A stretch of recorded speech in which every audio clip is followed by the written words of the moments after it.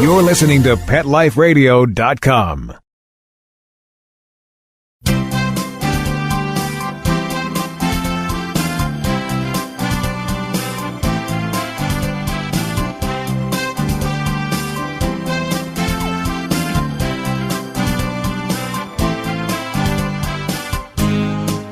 And good morning, good afternoon, whatever the case may be. You are here live with Dr. Jeff Werber, your host for the next 30 minutes here on Pet Life Radio's live call-in show, Ask the Vets with Dr. Jeff. The key words there are call-in show. 3 words, call-in show. We want to hear from you. We have a couple ways to do it. Number one, probably the best way, the way I'm on right now, is go on to Pet Life Radio, click on the Ask the Vets with Dr. Jeff tab, and if you kind of scroll down, you will see a Google Hangouts link. And it's really cool because we can see you here live. If you have, I'm sure you have a camera hooked up to your laptop or your phone, we can see you, you can see us, and you can show us your dog or your cat or your bird or whatever. And we can talk pets. So that's one easy way. The next way is to give us a call toll free. And that number is 877-385-8882. Once again, 877-385-8882. And lastly, which is really, when you think about it, become the slow way, is to actually send me an email while we're live, and that is drjeff, Dr. Jeff, at PetLifeRadio.com. And it will be forwarded to me live on air, real time, and we can go ahead and talk about pets, whatever you want. That's why I'm here, is to help you understand better, to give you some suggestions. It's funny, I get stopped all the time. I've had friends before, veterinarians, that sitting on a plane, and this is only because it's just happened while I was going to the Global Pet Expo. We're going to talk about that in a minute. And some of my veterinary friends don't like to tell anybody that they are veterinarians. And the reason is quite simple, because when you do tell somebody that you're a veterinarian, it's, oh my God, can I ask you a question? And I get that all the time. And I actually enjoy it. I love it. I love talking pets. Obviously, that's why I'm here. And just, it helps people. Anything that I can do to sort of enhance that bond, that relationship between pets and their people, makes me happy. That's been my goal. It's been, close to almost the end of my 33rd year in practice come, June. And that's what it's all about. So I never understood why people, that if they really love this and they went into this for the right reasons, why they wouldn't want to talk about it all the time. So anyway, to each his own, as I say. So as I mentioned, just got back from the Global Pet Expo in Orlando, Florida. It's weird. This time of year is a very difficult time for veterinarians, period, let alone veterinarians who also have a presence or work in the pet industry, because we had the North American Veterinary Conference that was usually in the middle of January, but it was the first week of February, Super Bowl weekend. How crazy is that? And that was in Orlando. And then everybody kind of heads west to Las Vegas for the Western Veterinary Conference. Those two conferences are probably the largest in the world. I mean, they're getting upwards of 17,000 people or more when you think about the veterinarians, the technicians, the practice managers, the exhibitors, the speakers, the families that come along with all these people. Interestingly, that's why the North American Veterinary Conference used to split. First of all, it was at one hotel and in the Marriott World Center. And then as they grew, they expanded to a second hotel with shuttles going. It was tough because the lecture halls were in different places. You had 10 minutes, if that, to run between one hotel and the other. So you're always late for the next lecture. And it was tough for the exhibitors because some people really wanted to just go to the main exhibit hall, which was in one hotel, and the smaller exhibit hall in another hotel. It was tough. So they finally moved this year to the Orlando Convention Center, which is a giant. And that's the convention center that we just came from for the Global Pet Expo. And in Vegas, there's plenty of room for the convention, though they're giving us more and more space,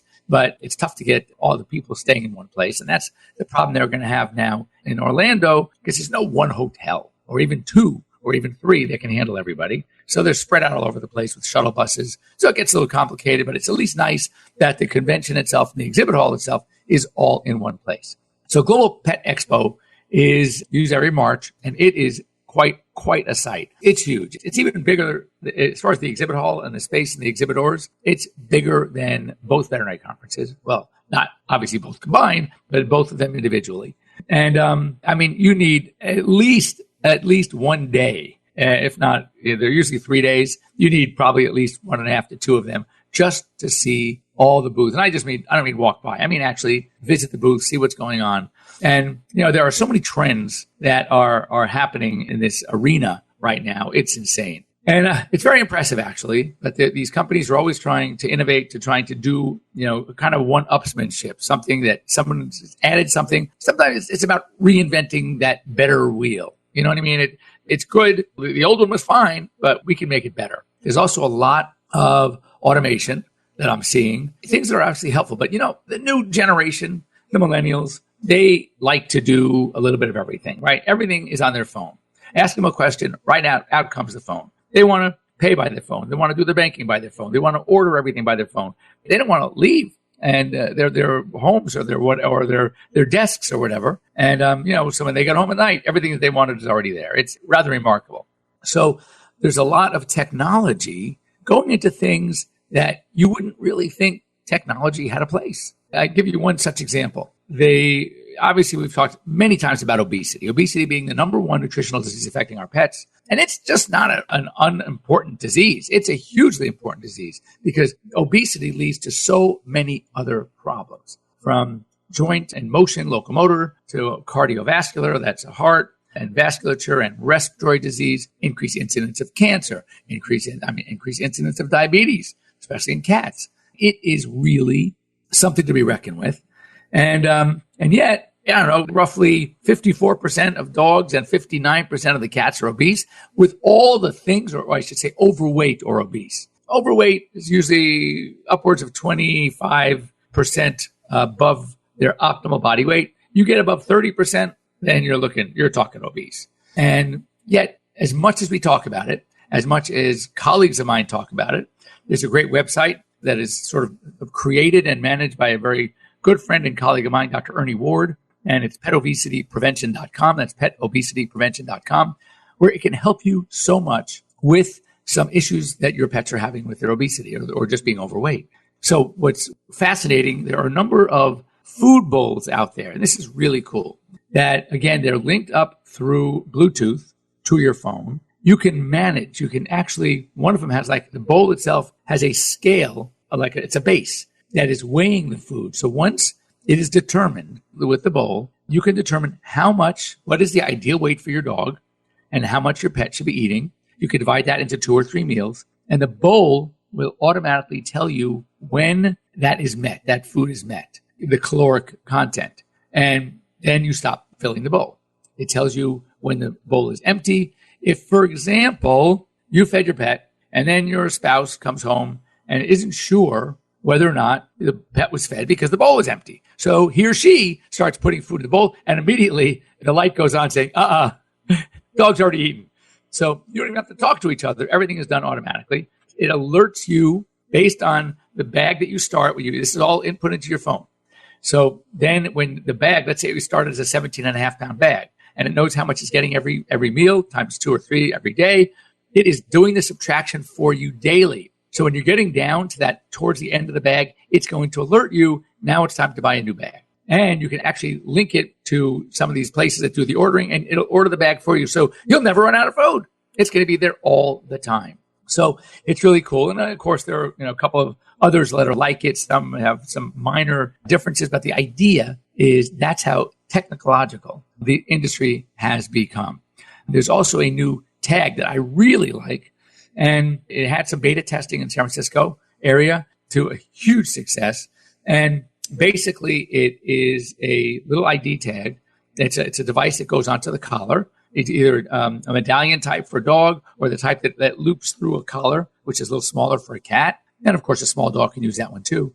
And basically, your network of it's like Waze. It works just like Waze. The more people on it, the more they can be alerted. So if your dog is lost or your cat is lost, whenever it gets out of about a 600-foot radius from your property, then all these other people within 600 feet of there will get an alert that this pet is within the property.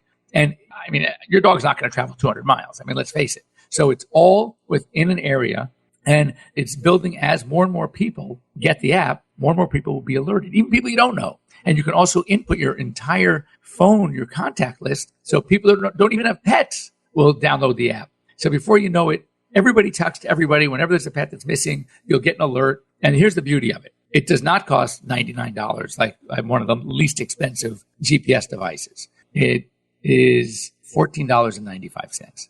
That's amazing. And because it's not GPS, there's no monthly subscription fee, nothing to keep it going. The battery, instead of having to be recharged twice a week as with a GPS device, this runs on a watch battery that's good for 6 months. It's amazing. All you have to do is go on because it's working via Bluetooth like Waze. So you can know what your dog is doing. If the dog is supposed to be exercised and you know your dog walker takes a dog on a certain path, you can just go onto your app and you can follow your dog and make sure, he's not sitting in one spot, meaning that the dog walker instead become a dog sitter and he's sitting in a park bench instead of walking the dog. You'll know because you'll see the activity. It's kind of like when you call Uber, right? And they connect you to your driver, and then you can actually go on to your app and you can actually see your car, that the Uber car that you've ordered is coming, and you can see it moving. You can see it going through streets and traffic. It's the same principle. It's absolutely amazing. And what I like about it is it's so, you couldn't buy a tag, but they also have a little thing that you can, for $9 or $10, you can get an engraved ID tag that snaps into the back of this device. So you're looking at a total of $10 if you want the whole package, $15 for the pet tag, and then for the identification tag that will fit in, another $10, $25. You can order a really cool medallion engraved ID tag for much less than that, and you're getting a finder at the same time. So that's a really cool device. I'm going to actually have a guest on to talk all about it and how it came about, because I think that was fascinating. I just thought it was great. We are, believe it or not, at our halfway point. I do want to, of course, mention our sponsors who are letting me be here with you today. Brevecto, one of the best flea products, flea and tick actually, good for 12 weeks. I love it. Safe, tasty. It's a nice, tasty chew and very, very effective. Of course, Save This Life. Microchip, speaking of microchips, also runs a similar principle by helping through using Google Map technology. You can Google every pet, as every microchip has a number that comes along with it. They create a Google account, and you can, again, follow and track your pet via Google. And, of course, Kong Veterinary Products, raising awareness of animal welfare through the arts. They come up with fantastic, innovative products for both your pets and to make your lives with your pets easier. So anyway, we'll be back after these short words. Do not go. We'll be right back, right after these messages. Stay tuned. As a dog, I know a lot about fleas and ticks, so trust me when I say no other tasty chew protects dogs as long as Brevecto. One Brevecto chew keeps fleas and ticks away for up to 12 weeks. Be a good human and ask your vet about Brevecto. Brevecto may cause vomiting. I love cleaning the litter box, said no one ever. Luckily, there's World's Best Cat Litter, the litter that promises less mess with less litter. Only World's Best Cat Litter uses the concentrated power of corn to quickly trap odors in tight clumps. And quick clumping means you never have to chisel or scrape the box. Less cleanup with less wasted litter? That's a litter bit amazing. Save $2 on World's Best Cat Litter. Visit www.saveonworldsbest.com.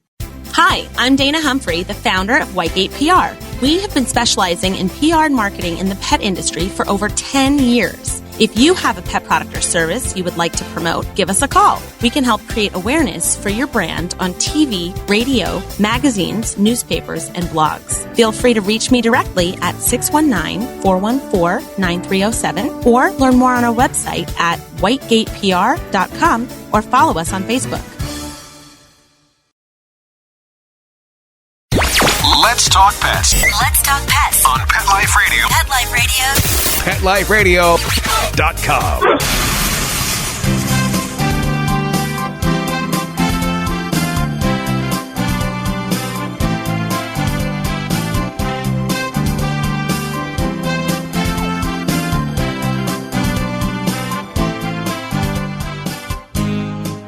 And welcome back. You're here live with Dr. Jeff Werber. Here, your host at Pet Life Radio. It's Ask the Vets with Dr. Jeff. And we're talking about just having come back from the Global Pet Expo in Orlando. And it's amazing. It amazes me all the time. And, what's interesting from a veterinary standpoint is how huge the pet industry is. And most veterinarians have no clue. I think at this show, I saw, all colleagues of mine, Dr. Marty Becker, Dr. Ernie Ward was there doing his obesity and working with one of the companies that created that food bowl we just talked about, Dr. Danny McVitie. So there are a number of us that usually attend who sort of cross that line between the pet world and the vet world. And it's a line that really needs to be crossed because we need to understand better what's going on and what type of marketing is being done to you, the pet parent, the pet owner, the pet caretaker. I always say pick your poison. When I talk about the terminology, some people don't like to use the word parents. Some don't like to use the word owner because, as we know, they usually own us. Caretaker, it's a little dry. I'm okay with parent. It's funny. The reason why they don't like parent, and I never get it, is that they're worried that if we refer to ourselves as pet parents, then that changes the obligations we have to our pets. Right now, a pet in most states is considered property, meaning no different than your TV set, your washer and dryer, your refrigerator. So if, for example, if you took your shirt into a dry cleaner and they completely ruined your shirt, what is their obligation? Well, their obligation is just to replace your shirt. And if there was a bill associated with what they were supposed to do, they either have to, take care of it. But you can't collect or sue for emotional distress because they ruined your shirt. Even if it was your great-great-great-grandmother's shirt and it's been in the family for 600 years, it doesn't make a difference. And I think the fear by many, including insurance companies, is that if we refer legally as our pets as our children, our four-legged kids, then is that going to change the relationship from a legal standpoint of what our obligations are? Do we have to provide by law a certain amount of care or a certain type of food? Or in other words, at what point is the legal authorities going to step in and tell us what we should be doing with our pets and for our pets? And to me, I think we should be doing the best anyway. So I think it's a no-brainer. But I think there are too many organizations and groups that are worried about it. So I'm a pet parent. I take care of my pets. I got lots of them. And, they like my kids or when my kids were younger, like my grandchildren now, if they want to, chill out with us and sleep in the bed with us, that's fine. It's the relationship is great. I'm as worried about them. And the truth. How many of you out there that have said, oh my God, I take better care of my pets than I did of my kids? And I hear it all the time when people come to my office, always commenting, they're more worried about their pets than they are their kids. And, it's funny, but you hear it about all the time. Speaking of that, there are some toys, by the way, that are becoming more and more, not just pet friendly, but first of all, that have behavior character traits to improve your pet's behavior as much as they do to occupy. Because as we know that the many, many pets are, I would say, have a fear of being left alone. They develop an anxiety or stress. We call it separation anxiety, and they become destructive. So the more we can do to minimize the pet's negative, destructive behavior, the better off we'll be. So a lot of the toys that are being made now are actually meant to maintain the pet's attention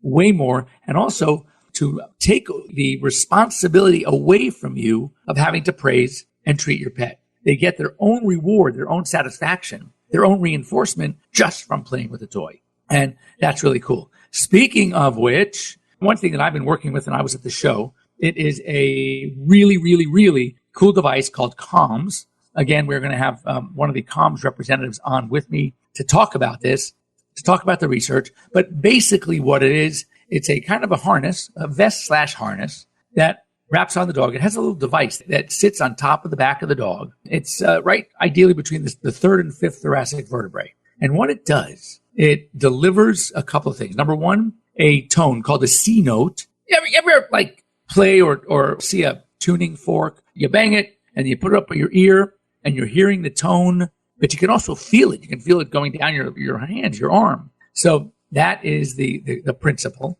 Not only that, we know for sure, and it's been studied extensively, that dogs and cats respond to certain types of music. So what this does is it's basically Beethoven's Fur Elise. It's a little modified version, but that's playing as well, plus the C note, plus which is about 128 hertz, plus the vibration of this device right over an acupressure point on the back. And the combination of these three stimuli is stimulating the vestibular sensory system, right? The peripheral nerves as well, from the back and feeling the vibration. They call it something like neurosync technology, well studied, and it acts to actually calm the dogs down. And it's great. And you can set it. It's really cool. You can set it to whether you want strong intensity or softer intensity, duration. Once it's on, do you want it to go for 5 minutes, 8 minutes, 18 minutes? And then what they call repeatability. So it continues to cycle in your absence. It can repeat like every half hour or whatever. So it's really, really amazing. It's not that expensive. And when you think about what people spend, first of all, when there's destructive behavior, on repairing destructive behavior, when you think about the medication, and when these pets are on medication, they need to be tested at least every 6 months to make sure that the medication doesn't have any untoward effects on the body physiology. So you're checking the liver, the kidneys, etc. The visits to the veterinarian. So if you factor all of this in, you're going to be spending way more than I think the $129 you're going to spend for this device called the Calm, CALMZ. Look it up. It's really, really fascinating. And the results in I mentioned they did some beta testing on this one as well. Of course, they gave 1,000 units away to people, and they were rated by the actual pet parent and also by the veterinarians. There was like an 86% favorable rating by pet owners, and including veterinarians, 91% by the veterinarians. And veterinarians say 91% said that they would recommend it to their clients that are having problems if their pets are having problems with anxiety. So check it out. You can go online, read about it. As I said, coming up in the next, who knows, hopefully not too far distant future, we are going to have one of the Calm's representatives. We're going to talk about the science, how this fascinating stuff works, why it works, and why it's so beneficial for your pets. And also, equally as important from my perspective, which we'll talk about, is what are the physiologic ramifications of stress, fear, and anxiety on our pets. It's huge. So anyway, good to be here with you. Once again, I want to thank our sponsors, Brevecto, Save This Life Microchip, KVP Kong Veterinary Products, and More Than a Cone events, raising awareness of animal welfare through the arts. And we will not be here. I will not be here live next week, but we will certainly be here the week after that. So looking forward to visiting with you. By the way, if there are any questions you have, or if there's anything you want to talk about, anything going on right now with your pet that you would like some input, and that input that you don't have to pay for, free advice, free guidance, send me an email to drjeff@petliferadio.com. With your permission, we will actually talk about the problem as well, without mentioning names, of course. And we will help you, because every time when you have a problem with your pet, I guarantee 100% there are other people out there, other listeners having the same problem. So everybody can learn from everybody else. And that's what I love to do. So don't go away. Well, go away for now. Have a great week, everybody. And we'll be back live in 2 weeks. But we're on next week. We're going to play a show. And I guarantee, hopefully I should say, you're going to learn something. I know you will. All right. Have a great week. And we'll see you soon. Let's Talk Pets, every week on demand, only on PetLifeRadio.com.